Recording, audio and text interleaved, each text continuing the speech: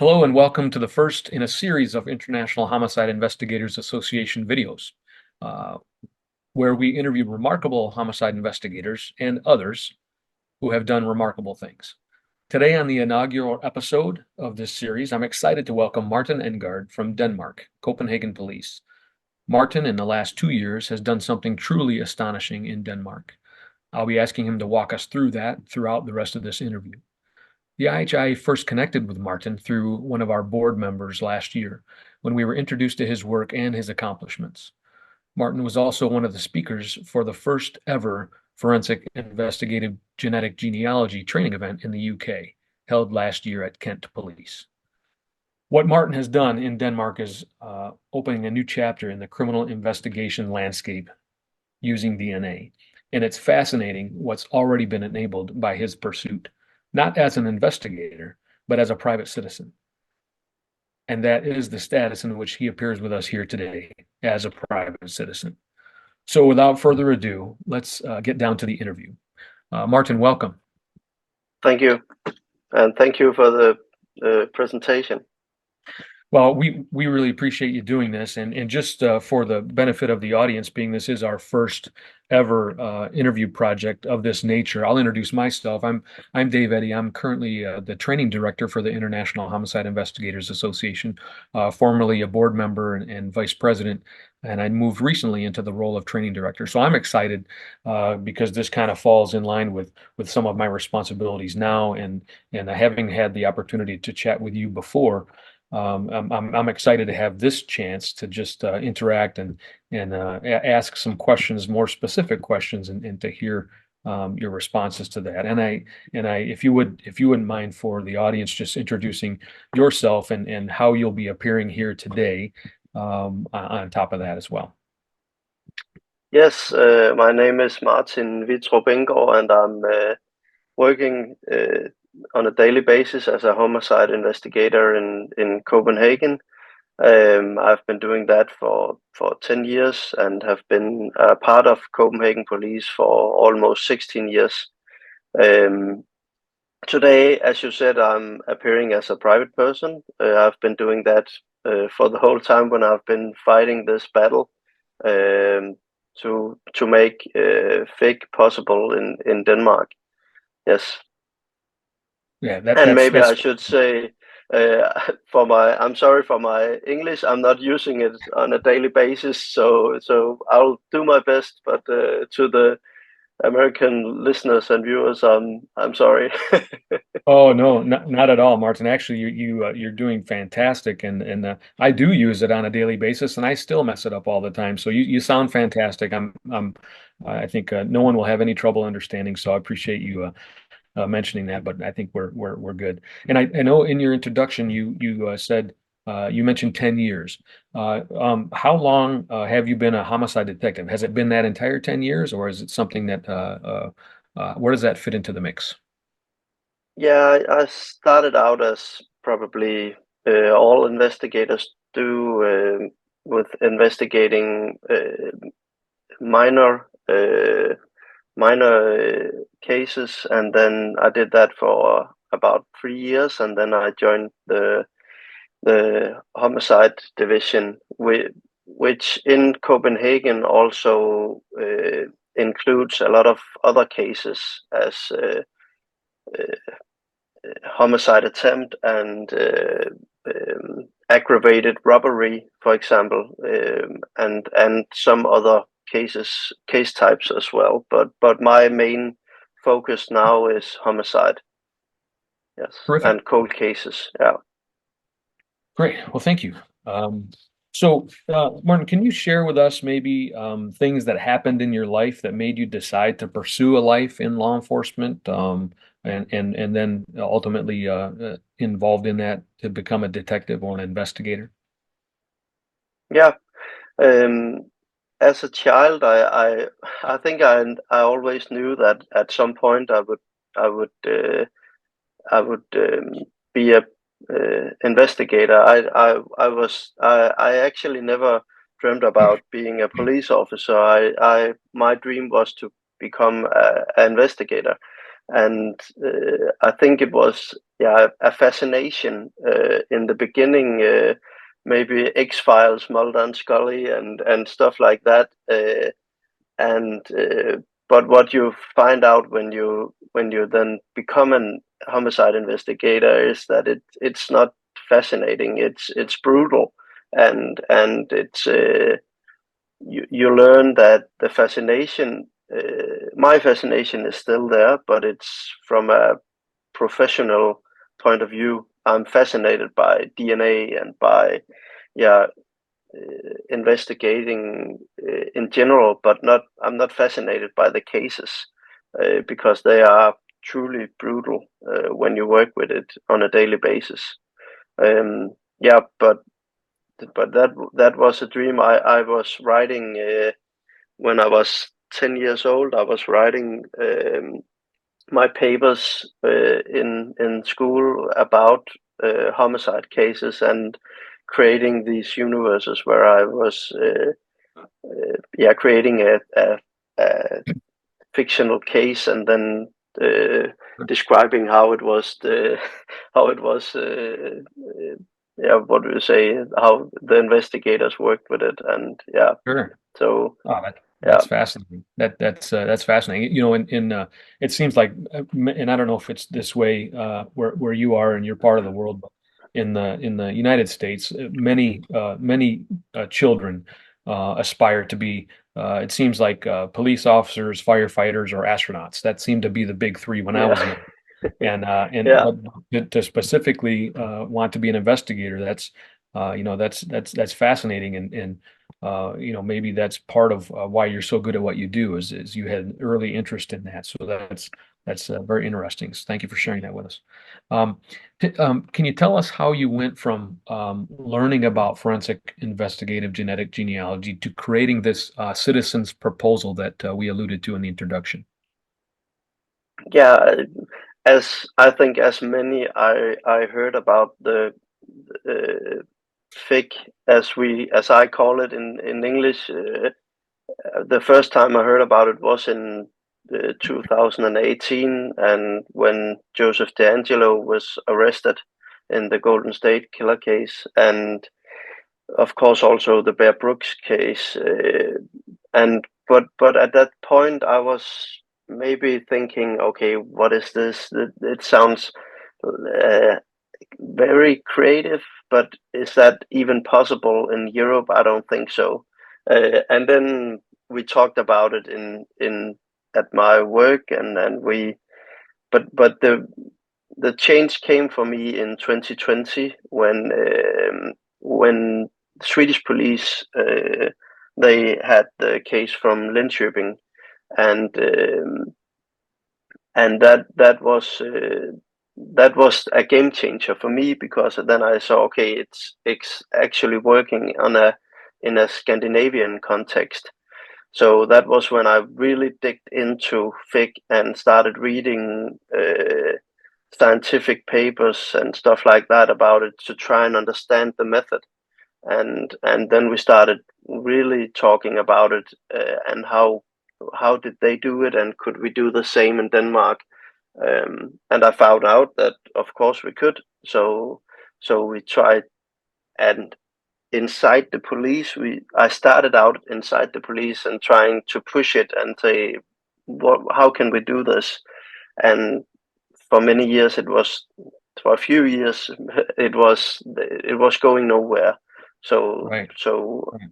so actually, we didn't give up, but we got the understanding that this is not gonna happen in a Danish context if we're not doing something about it. Yeah. Well, that's great. It's amazing to me. I guess not amazing, but it's refreshing to me. Having been in this line of work for a long time myself, and you watch different people and their work ethics and their interests. And some people, they come in and they do a good job and they do their job, and then they go home, and that's really all that they need to feel fulfilled and to contribute. And then you have other people like you who you've obviously taken it a step further. You've taken that interest hey, well, let me do a little bit of independent research on this particular subject. In this case, the forensic genealogy, right? And you took it upon yourself to go and read and do the research and ask the questions that I think a lot of times people don't do that. I think people and there's nothing, there's no fault in that when people Mm, don't do that. But when someone takes it a step further on their own, it just really speaks to the character and the importance that they place on what they do for their vocation and their calling in life, if you will. So that's fantastic that you've taken that extra step to do that research, which I think led to this which I think probably we'll talk about here in a minute, but this citizens proposal. So in and it kind of makes me think of this next question is in kind of the persona of law enforcement in the media or in society in general. I guess, and there's a second part. How have you navigated that as being a police officer that's trying to change the status quo as a citizen? So it's kind of a two-part question, and I can go back and repeat the first one if you'd like, or if you're yeah, comfortable with it. Yeah, let yeah, me go back. yeah. The first part is in Danish culture. How are the police seen, or kind of what is the Mm, persona of law enforcement in the media and society in general? I think law enforcement across the board, at least in North America or in the United States, has come under some scrutiny the last several years, and there's a lot more criticism of some of the methods and things that have mm. gone along with that. And I don't know what the you know general feel is for law enforcement in the media and society in Denmark.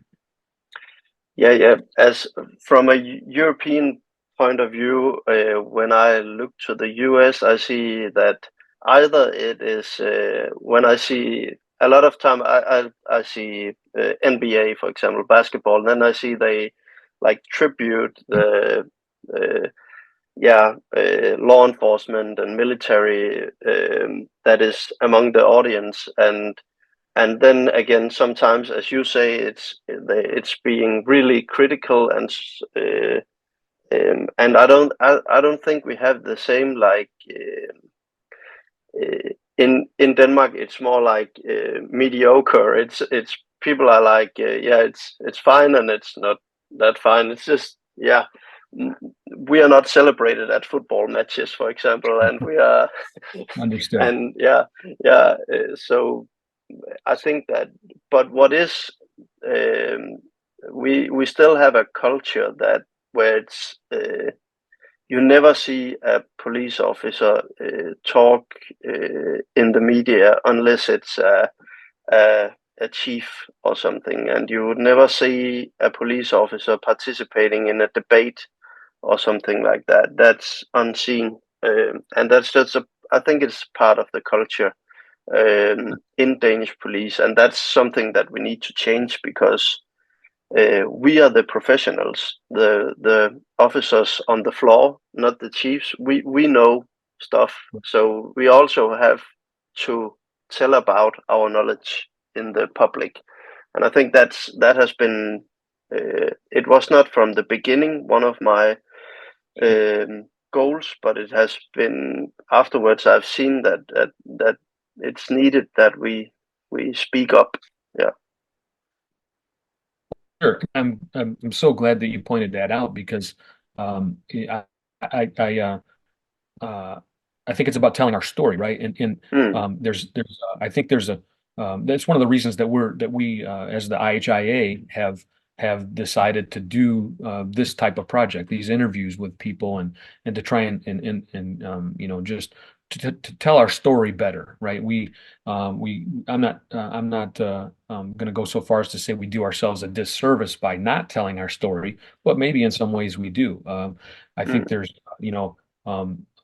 knowledge can be power in some way, and the power for us to be able to tell our story and help have people understand, a different side of it, maybe not what they see in the media, but they see a mm, different side, a different take on people like you who this is your profession, your calling, and yet yeah. you care enough about it to to remove yourself from that, and as a private citizen, engage in something so very important to what's going on with the DNA and the FIG, Forensic Investigative Mm, Genetic Genealogy in Europe. So I'm so glad you brought that up, because I think we do need to get better at telling our story, and so yeah, I appreciate that. So the second part of that question is how have you navigated this, this persona, or this view of public safety or law enforcement?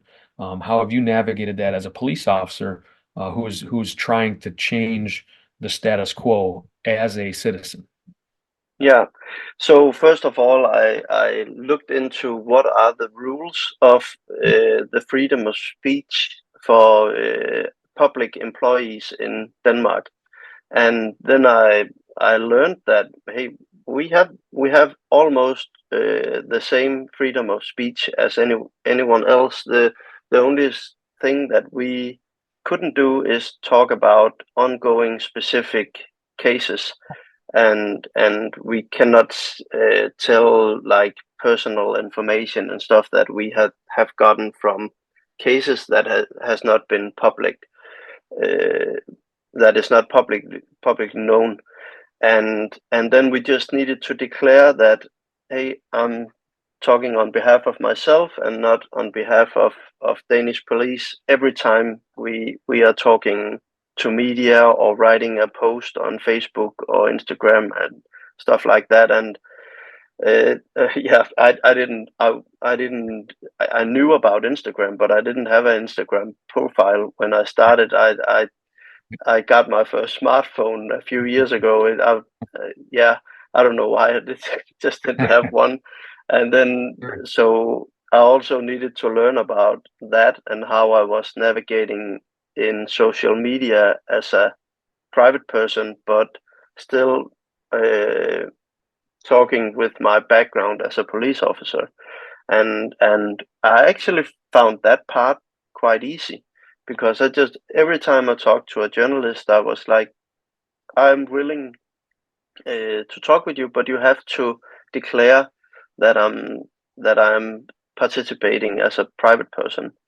And everyone accepted that, and marked it in articles, or if it was a television interview, they put up yeah, like a info bar in the bottom, Oh, sure. and whether, yeah. So I think what was hardest was probably the culture and the police, and taking that step forward was quite hard, because we have a culture where we don't necessarily, like, I was in national TV one morning, and when I got into uh, job, there was not that many people who said anything. It was, and Really? I think it's just a part of a culture that we need to work on in the Danish police, where we back each other up from the Sure. beginning, because everyone is backing me up now and thinking that what I've done is great. But I honestly, I could have used some of that in the beginning, because that was when I was really nervous about what I was doing, Right. and also which consequences it could have for me. Oh, Yeah, sure. Yeah. And what a great point. Many great points, but especially about the, kind of backing each other up. And you said early on, it's, doing these types of investigations, it's brutal. And it's not just brutal from a victim standpoint, right? That what we're investigating, what people do to one another, but it has an impact on us as human beings too, as investigators, right? We yeah, can we can experience vicarious trauma or vicarious mm, victimization, if we and it's so important. I don't know how it is in Europe, but in the States, the prevalence of suicide and self-harm among law enforcement is very high compared to a lot of other professions, and some of that probably is the type of things that uh, people in this line of work deal with day in and day out. So it's what a great point to have each other's back on this type of thing, where you're kind of I mean, you kind of stepped out on a little bit of a limb, so to speak, in taking Mm, this on as a citizen. But people that know you know what you do for a living, and yeah, you've separated that, and so you kind of went out on a little bit of a limb. So it's nice to know that your colleagues are beginning to rally around and kind of see the good that's being done throughout this, right? So that's fantastic. Um, let's see. Uh, Martin, what was the most difficult thing in this process? And then a second part would be, what are you most proud of? So you can answer those independently or combine them together. But what was the most difficult thing, do you think, in the process? And then what are you most proud of throughout this? yeah, maybe I should tell a little bit about the citizen proposal. So, but what I saw I think it was in maybe April 2022, Mhm. I realized that this is not going to happen in Denmark.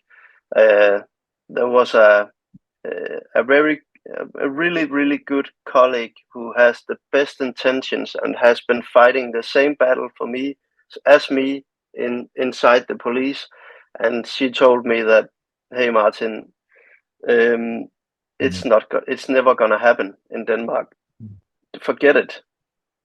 And as I said, in Kent Police, we have a saying in Denmark that is, yeah, I'm just gonna translate because now I know that it's not a saying in English, but we have a saying that is that it's dead as a herring, uh, and that just means that it's not. Forget it. It's not gonna happen. It's dead. And yeah, I said that when I was speaking in Kent Police, and everyone was looking really weird at me, and I was like, okay, I guess that's not a saying in English. But now everyone in Kent knows that yeah, what a dead herring means. Oh, I But love that. I love that. it is as dead as a herring, yeah. But then one of my wife's friends, she got through with something that we call a citizen's proposal, which means that you can every citizen in Denmark can make a proposal to that will, if it's you get enough support, it will go to the Danish Parliament, and it demands 50,000 supporters or digital signatures to get it to the Parliament, and 50,000 maybe doesn't in the US is not that much maybe, but in Denmark with a population around 6 million, then it's quite a lot to get 50,000 people to get in on the Sure, internet and signing for your proposal. sure. Um, but she got through with one of those, and then I thought, "Hmm, that's the way. Let's try it." So I called four good colleagues, and they were on as long as. And I told them, I understand if you don't want to stand out in front of the press and stuff, but I can do that. If you just want to back it up, you needed to have three people who backed it up in the beginning, and then we did it, and I made a video on Instagram. I'd never tried to do that before, but it went viral, and then actually in 3 months we got the 50,000 signatures, and that citizen proposal that I made was that Danish police should be allowed to use fake in cases regarding homicide, rape, and terrorism. And that was more or less, and then we described everything around the proposal and the ethics and stuff like that. And yeah, we made some demands or proposals that should be uh, when the politicians should debate it. We said that this uh, to try and yeah, but I can say it another way. I looked a lot into what is the difficult parts and what about the ethics, and then we decided to propose that it we needed a judge to to allow Danish police to go through, and you had to have a reasonable suspicion that the DNA came from the perpetrator, so you wouldn't use it to identify witnesses and stuff like that. Sure. Yeah, and then it just went crazy. I didn't before I made the proposal. I didn't count on that every single media in Denmark would call me, and I was sitting in Good Morning Denmark and Good Evening Denmark, and so on and so on, Right. and all these Right. things. But it was also important for me that when you make a proposal like this, you have to then you have to I don't know how to say it, but you need to stand out and let the debate let participate. You can't just make the proposal and Right. then go and hide. So you need to stand up for it and take the debate. And I did that a lot, and I have uh, every single comment, message on Instagram, LinkedIn, Facebook, everyone. I answered everyone, also the negative ones. I had a lot of Sure. good debates on social media with people. So that was very important for me. Yeah. And Uh, I think I didn't answer your question at all. I just needed it was no, I no. thought it was just a good time to explain Oh, what it's all about. Yeah. I'm glad you handled it that way because I think you really did largely answer both of those because it was important to provide that context, and I'm happy that you did for how that goes because you made so many important points in my opinion. You know, because for a lot of people it would seem like a no-brainer, right? They call it a no-brainer. We're Mm, talking about serious crime, homicides and terrorism and serious crimes against persons, right? But there is rightfully so. There's concern for people's civil liberties and making sure that people's privacy is protected and those things. So many important points that you made in there, and you were cognizant of those throughout, and you respected those in this process. And I think that's that may well be one of the reasons that it got so much support is because people saw mm, the amount of care and responsibility that you took to make sure those things were maintained. And I think in the United States where forensic genetic genealogy is taking off, and people yeah. have many of the same concerns here. And whenever we posted a FIG summit or a FIG event, that's one of the things that we talk to over and over is, we as public safety, we need to make sure that we do this right.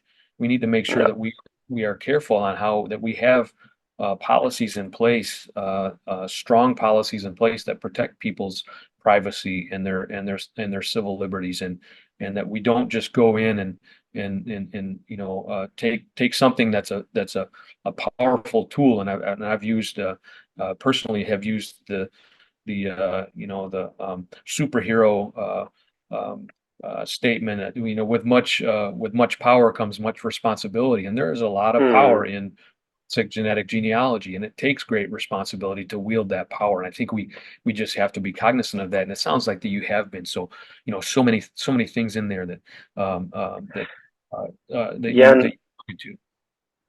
Yeah, and taking the debate also gives an opportunity to explain because, for example, about public safety, I think that FIG is a huge improvement in public safety if you compare it to the method that we are using right now, where we are going. If we have an unsolved homicide case, we can easily go out and swap thousands of people, uh, where we go to their private home, ask them, can we take a swab from you inside their home? And what if they, in Denmark, they can, if they are not like charged with the crime, they can say, no, I don't want to participate. And is that then are you then suspect because you say no? And so Right. that, I think that is a much bigger threat to public safety than FIC, because what do you prefer, that the police comes knocking to your door, to thousands of people's doors, or that uh, a group of people is Right. in a Microsoft Excel sheet? Right. Right. I think I really think that it's a huge improvement in public safety if we use it right. Yeah, absolutely. Yeah, If we use it correctly, yeah, and yeah. such a great point. When you think of it in those terms, how the relative invasiveness of if and not to say that it's not justified, but going house to house or person to person with every name that you might have in an investigation and swabbing everyone's cheek to get or Mm, you go to like you said a database, a spreadsheet where this information is pulled from. Uh, just a great point, and even more so that we do it right, because we do need to do yeah, it right. yeah, and I still think that talking about it and debating it is really important in Denmark, and also inside the police, because I still hear also competent people from the national Danish police saying that we don't have that many unsolved homicide cases in Denmark, and we don't have nearly the amount of unsolved homicide cases that you have in the US. But as I say to them, this is not a tool for the past. This is not a tool for old unsolved cases. It's also a tool for that. Of course, it is. But I think that uh, these hundreds of cases in the US where it has been used in unsolved cases from the 70s and 80s has made it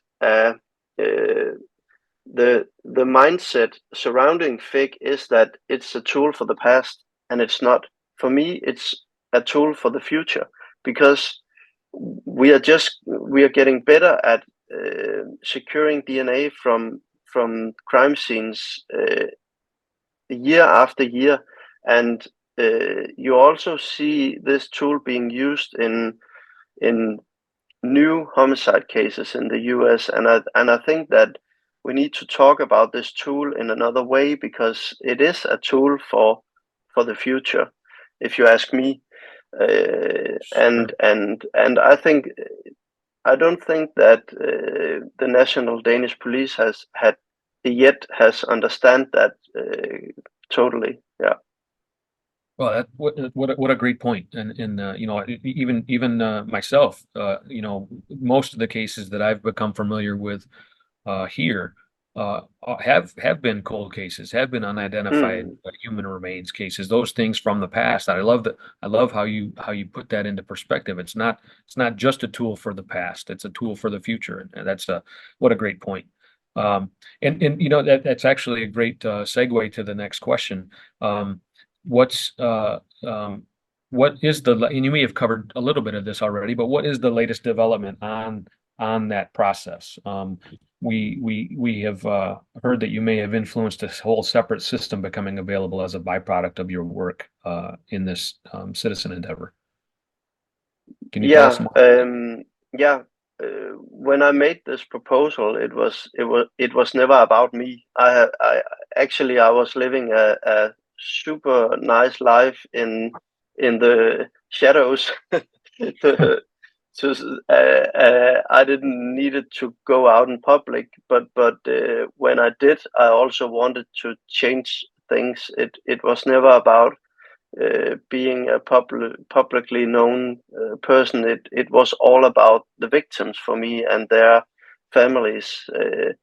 I have pictures on my desk of the victims on the cold cases that I'm working on, and every day when I come to work, I look them all in the eyes, and I promised myself that I would never forget any of their cases. Some of them have relatives, still family, and some of them has no family at all. So I see us as the last people to still remember their case. So that's why I look them in the eyes every day. Right. And I I just felt if I should be able to look them in the eyes every day, I needed to do something. And that was why I did it actually. And when we got the 50,000 supporters, then or votes, then I went to meet up with the Minister of Justice in Denmark, and we talked about FIG, of course. But when I got into the meeting, I already knew that he would back up the FIG part of it. So actually, my whole goal with that meeting was to make him know about familial searches, because we were not using familial searches in Denmark, like we didn't use FIG. So at that meeting, I told him about familial searches, and that was something that he could start right away. We didn't need new legislation in Denmark. He could just push the button, and we would be using it. Wow. And I had been fighting for that for years inside the police, and a lot of us were didn't feel that that was going nowhere. So the day after our meeting, he made a press release where he was stating that he asked the Danish police from that day that now you should be using familial searches in homicide cases. So Mm. that was for me, maybe at that point, that was made it all worth. I was like, okay, now we can just. I was not like, now we can forget about fake, but I was like, Right. and no one at that point, no one noticed it, that we just made a huge milestone in Danish homicide investigating history. So I was trying to say, like, and the media was, they didn't care at that point at all because they were just interested in fact. So Sure. I was just like celebrating it with my wife here at home, because that was, for me, it was a great honor to meet the Minister of Justice, and him then deciding that we should be using familial searches was huge for me. So Wow. yeah, Danish police started using that, and and just for, and that this is uh, like the latest news, and I don't think that you even know about that, but um, the Minister of Justice has changed. It's from the same party, but it's a new Minister of Justice, and I also went to meet him. And then the Parliament, the Danish Parliament, voted yes with a huge yes. But actually, last week, the Minister of Justice went out and said that he would be presenting new legislation that should allow FIG in Denmark, and he would present that inside this year. So in 2024, he will present the new law, or what do you say in the US, to make it possible to use fake. Yeah, he just stated that last week. Yeah. Oh, that's fantastic. That's fantastic. There's so much there that and you know a lot of times it's so great to hear that because I think if I understood you correctly, there's been a transition of parties who are in the ministry there, right? So it's so I know a lot of times in many areas when there's a transition of power, some things get dropped or they're viewed as Mm, belonging to some other party, and so we're not going to endorse that. But it sounds like that this has been so impactful in Denmark that it's just going to continue on no matter what. And I couldn't help notice in there as you were talking too that that the almost incidental application of familial searches And if I'm not mistaken here, you also made it sound like maybe that familial searches was also a dead herring at one point. If Yeah, I it was. understand the meaning Yeah, of dead herring correctly from earlier in our yeah, conversation. yeah, yeah, and I think that the National Danish Police would probably be saying that no, it was not. But I think that people on the floor, people like me, knew that it was. So something needed to be done, Sure. and yeah, there was a change of parties, and the government, the prime minister of Denmark was the same, but a new, yeah, a new, the parliament changed. Sure. Actually, they already said that yes, we're going to vote this through, and then the prime minister, she in Denmark, it's not a specific date that we have an election. It can be tomorrow. She can say now there's election in 3 weeks, and she did that just after the meeting with the Minister of Justice. So Okay. so then we had to wait until April 2023, and then the new the new parliament. We still had a huge yes in there, but it's also because when I started talking to the parties in Denmark, it's not like in the US where you have Democrats and Republicans. We had at that time, I think we had 13 different parties in the parliament. So I wrote an email to every single one of them. I didn't want to pick one of them out and say I want to speak to you, I don't want to speak to you. So Right. I speak to every from the forest left of the parliament to the right, and that also meant that I had the chance to talk to them, and actually some of them who was against it in the beginning, they ended up not voting against it, but they vote blank, and that was, I think, on the voting day, that was a big thing for me, because that meant that we had a good debate and a good talk, and I've been able to talk them over some of the way. Sure. So it all ended up with only one party voting against it, actually. Yeah, out Wow. of the, I don't know if it was 11 or 13 or how many parties there were, but Right. it was only one that was voting against. Yeah. Wow. That really, I mean, that really drives home, I think the impact of your efforts as a citizen to move this along and the impact of this emerging technology, right? It's only, I mean, FIG's only been around since 2018. Uh, Hmm. and in that short amount of time, so much good has been done. But it takes work. And you're a perfect example of that of someone who didn't steer away from the work, but instead shouldered it yourself, went out and got the signatures that you needed.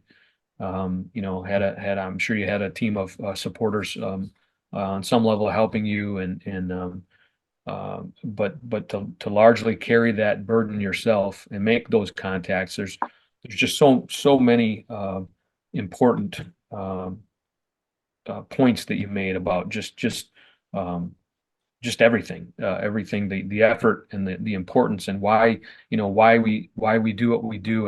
And one thing that really resonated with me, and I made a note of it because I've been a student of leadership and for a long time, and I've spent I had dual careers in the military and in public safety, and in both of those I took leadership very seriously. And one of the things that I always appreciated when I heard it from other leaders, and I would try and make sure and make it clear to people that I was talking with is in leadership and to your point in this line of work and in this uh, effort now, it's not about us, right?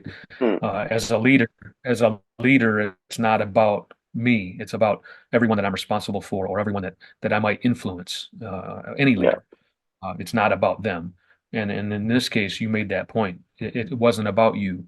you took mm, this initiative, you took an interest in something new and emerging that you kind of stumbled upon and thought, hey, this is worth looking into. This is worth a little bit of blood, sweat, and tears to move this forward because it's the right thing to do, and it's not about you. It's about the victims and about the surviving families, and it's about all those things, finding the truth and bringing resolution to a case that had been unresolved for who knows how long and going forward. So I love that. It's not about you and it's not about me. It's not about us. mm. And I think I wish that there were across the board more people in our vocation and in our citizenry, right? Even as citizens, that we would take that um, position of it's not about me. It's not what can I do to get more for myself and do more for myself. It's really what can I do to make the world a better place. And I appreciate that you've taken that position yourself and that you've done this because quite literally you have made the world a better place by your efforts to get this Yeah, to where it is. yeah, and I don't know if I'm making it sound like it took 3 weeks and then we were then we were home, but it was the truth is what that it has been, yeah, a battle almost since 2020, and that the citizen proposal was made in June 20 2022, and it was decided in April 2023, and it's now in last week that he said that he will be presenting the needed legislation in this year. So it has been a long time, and when I say I did it as a private person, I did it in my spare time. I have, it was not in my working hours. If I had to talk to a radio program for 15 minutes, then I went into our system and I wrote myself out for 15 minutes of my workday. So I have been using, yeah, a lot of my, or all my spare time on this, and all my overtime account has been used on this. Yeah, so it's not like I've been using my work time, just to make that clear. Wow. Well, Yeah, what a testament and what a testimony to the type of human being that you are and the type of care that you have for your citizens in Denmark and really across Europe and across the world. Um, as we kind of move to close this down, Martin, is there anything else that you'd like to share with what will be our audience, IHIA members and maybe a few others along the way? Anything else you'd like to share before we're done? no, I think that as I said in Kent, that this was the story about a dead herring that came alive, and I think that for me, it's the most important thing is that I can go to work every day now and still look the victims in the eyes, lying on my desk. I can still have their photos lying on my desk and looking them in the eyes each day, and that's an important thing for me in my work. And now I can do, and I can think that I have done everything that I could do. And I think actually, if I haven't done this, if I didn't do it, then I probably would have quit, because I don't think that I've been able to look them in the eyes and say that I had did I did everything I could to solve their case. But I can do that now. Well, that's fantastic, and what you've done is just remarkable, and I appreciate you taking some time to share it with me here in this medium. But on behalf of the board of directors of the International Homicide Investigators Association and our membership across the world, we're represented in many countries. Truly an international organization, and what a pleasure and what an honor it's been for me to spend a little bit of time kind of hearing more about your story and what you've been able to do as a citizen of Denmark and then to then in your profession be able to use the proceeds of all of your work as a citizen to now solve cases and find truth and represent victims. It's just remarkable, and it's been a true honor, Martin, for me to spend some time with you here today, talking with you. And Thank thank you for letting me participate in your program. Thanks a lot. Yeah, thank you.